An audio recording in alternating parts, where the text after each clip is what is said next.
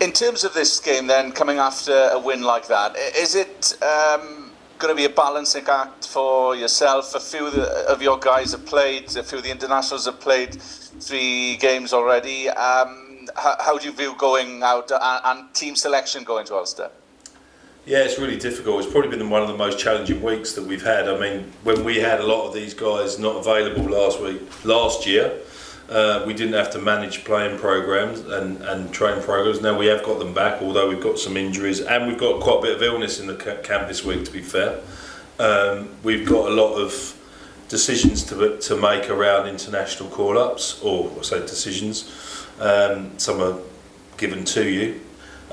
You're in a situation where we've also got a 6-day turnaround to Stormers the following week to consider as well. So yeah, it's a real balancing act, this one, a real difficult one, which we obviously take not on block, but on minutes played, how they've performed, and try and get people, to maintain a sort of a level of performance that's conducive to us being competitive, and that's a real difficult balancing act, especially when you've contributed a massive amount into the first 3 weeks, but also when you're in a situation where you're mindful of what's coming, but also what you haven't got. So it's pretty difficult. It's been a pretty difficult week, to be fair. Is that going to be, though, the case throughout the season? You're going to have to box clever in certain games, aren't you, in terms of not targeting home games? I'm not saying that, but in terms of your selection. No, it's a really good question, because it is, as you say, I suppose managing your resources effectively is certainly part of a strategic thing, and sometimes you can have the best laid plans and you pick up a couple of dents on the weekend and the whole plan's changed. So that's really, really difficult, and that's I suppose the joys of the situation that we find ourselves in, especially when you're trying to get some momentum into a game. Where I suppose go back to the half full part is, it does provide opportunity for people that have been knocking the door down, and that's the really exciting part and the bit I like to focus on. And this is the situation where we learn about how good, say for example, Rhys Davis is. We contribute second rows to international programs. Will Griffiths, and people like that, and you find the next cabs off the rank, right? Because that's the ones that both we need going forward and Wales need going forward. So that's the exciting part of it. But going to Ravenhill on a Saturday, hence my outburst earlier, as you can imagine, is not the greatest prospect, and we know how tough that's going to be, especially on the back of a defeat to their local rivals. So we're expecting, the most ferocious we can get. How would you sum up the first 3 positive elements? I'm sure the Lions is the one that got away, but are you pleased in terms of you've nicked 2 try-scoring bonus points in your last 2? And is it fair to say that was tough for you last year? I think from a bonus point, we're on record about we won enough games to be in the final shake-up, right? And we didn't have enough bonus points, both attacking and defending. But predominantly, we wanted to grow the attacking side of our game, and you saw that the intent in the last 4 or 5 games of last year, where we were winning with bonus points. The great thing for us is that momentum's continued. We've tweaked a few things, and we're probably into my 3rd season, which means we've got a lot of the good fundamentals in place that require. It's all very well trying to be X, but if you can't build it on solid foundations, and we're very, I've been very deliberate about doing that. So this is a natural progression, which is great, and the exciting thing is the boys are really buying into that and delivering on that front. So, to be very competitive, which you asked me about the 3 games, yeah, I agree with you. We could be sitting here in slightly better position than we find ourselves in, but scoring, 11 tries in 3 games and bits and pieces, certainly from a performance point of view, is exciting. And the emergence of attacking players like Keelan Giles, for example, and showing what they can do in an Osprey shirt will only bode well for us and for Wales going forward. So I think that, we believe we should have a little bit more, to be fair, but we're playing well and creating a lot. So there'd be much more concern if that wasn't happening and our fundamentals hadn't stacked up, because they have. And I'm on record about that you have to have a good set piece, for example, and good defence and good fundamentals of the game to perform well. Just on Keelan, you mentioned him. He's been prolific in the last 2 games, and it's just, I suppose, in terms of Keelan, it's just great that he's fit, because he's been struck down so many times. Unfortunately, would have probably won caps if he'd have stayed fit. Yeah, I mean, Keelan's a very talented player. We've got a lot of talented players in those positions, which is good. And the important thing for him was about getting him back and getting him back for good. And I think that we saw that start to happen, and a credit to the medical and S&C boys for getting him to that point where he could probably play 50-60 minutes last year, and now he's putting in 80-minute performances. So from that point, that's great, and not just performances, having a big influence in the game.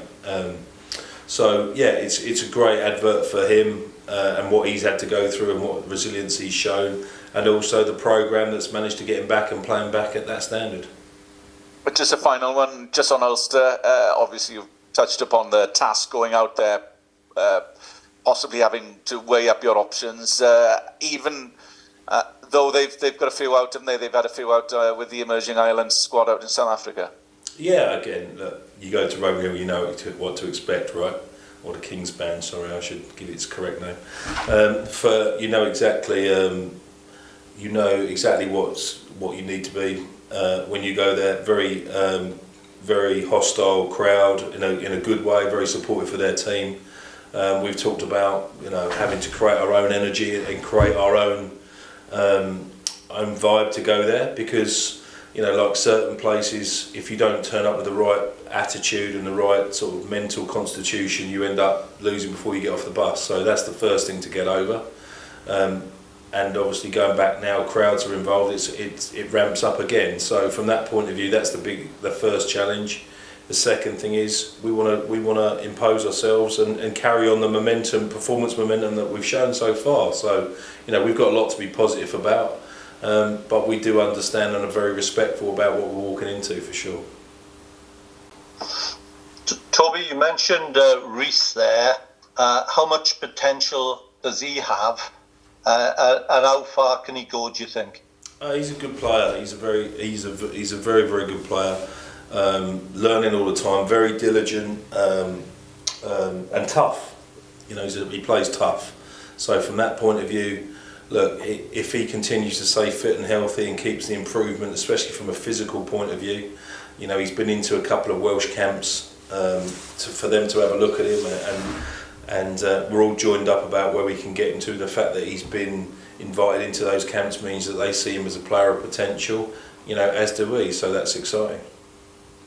So yeah, I know you don't want to dwell too much on the injuries or anything, but the two Gareths, the two Gareths, how much is Gareth Anscombe? How long is he expected to be sidelined? I don't think he's going to be too long. It's a pain thing. He doesn't make this week, but I don't see him being out for too long. And the other one was the other Gareth Thomas, who was reasonably close last week. Is he going to be in the mix for this weekend?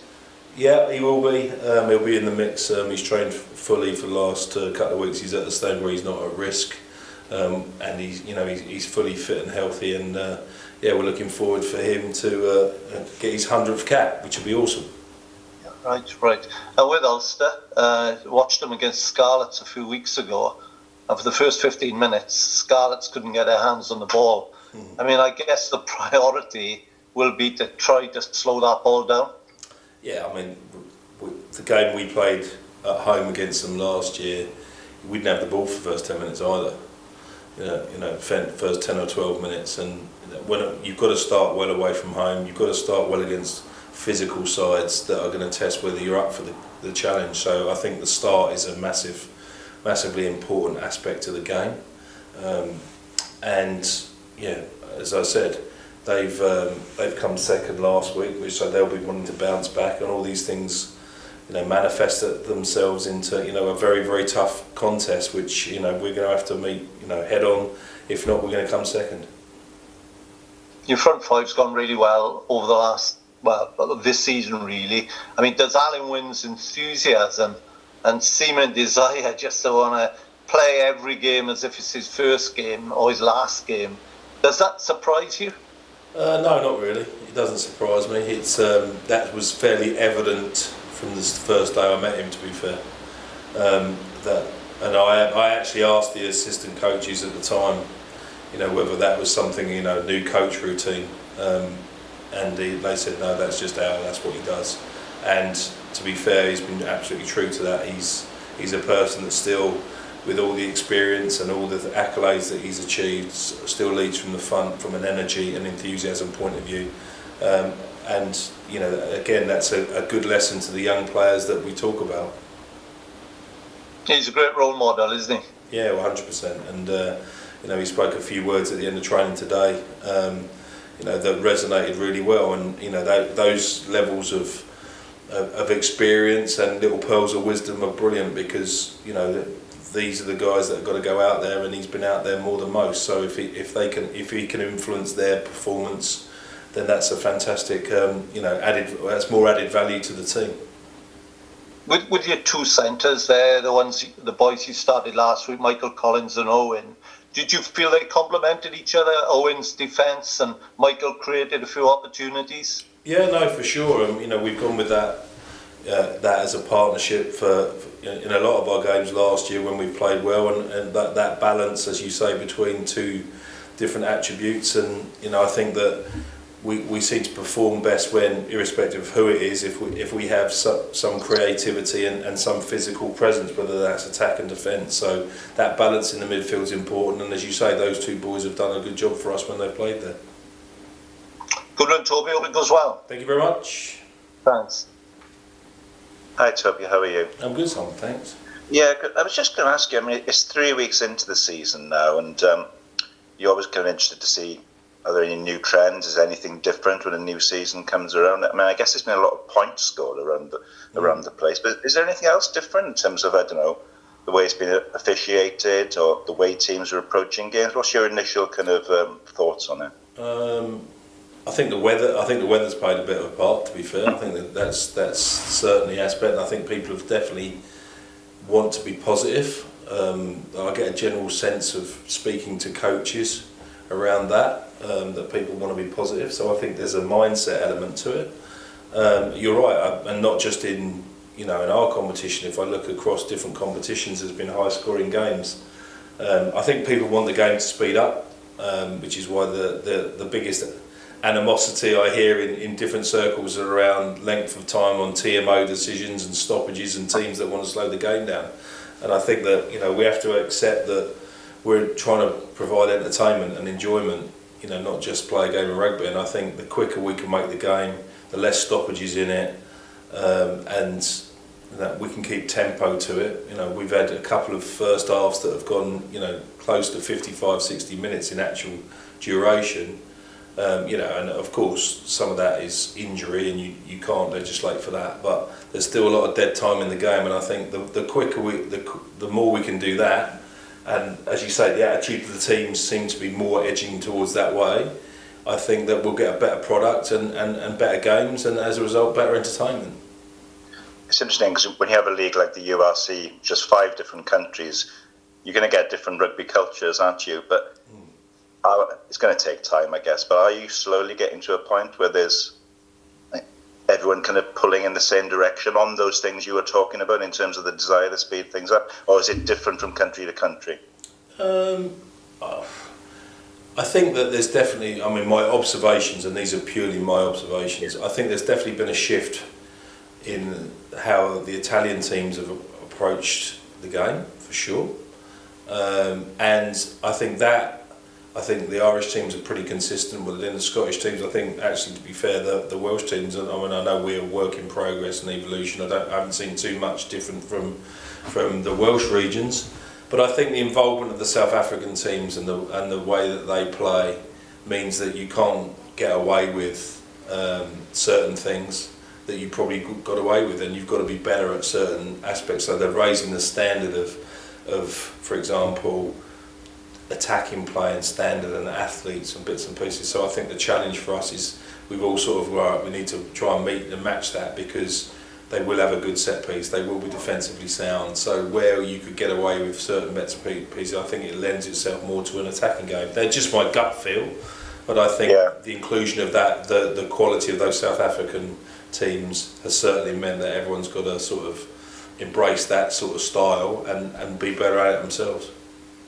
Lastly, for me, the injury to Gareth opens the door for Jack Walsh, and he came on last weekend. I mean, just my own take. I like the look of him. What you obviously spoke about when he was coming in. I mean, has he been everything you hoped for and more? Yeah, no, 100%. Very, a very keen student of the game. Wants to know. Very respectful. The boys think he's great. So he's embedded into this place, which is fantastic. And as a result, it means he's part of a developing attacking game that we're trying to do, hence the reason we recruited him. So yeah, from that point of view, he's delivering on that front and looking to get better at the fundamentals of his game as well, not just be the attacking force. So playing him at 10, and learning to manage the game well is good. His goal kicking, all those bits and pieces are, we'll get a good player through the experiences that he's now achieved. Sort of experiencing, because he was frustrated when he was at Exeter he wasn't getting those experiences often enough. So we're giving those experiences, and I think as a result, he's pushing the standards that we talked about, and we're playing better rugby. So he's part of that, along with Gareth Anscombe, obviously has now got a full pre-season and is fit and well. Obviously not this week, but and he's pushed the needle. And Steve Marler's just come back as well. So from that point of view, we've got some quality in that position, and as a result, competition for places pushes the standard. So that's the exciting part of it.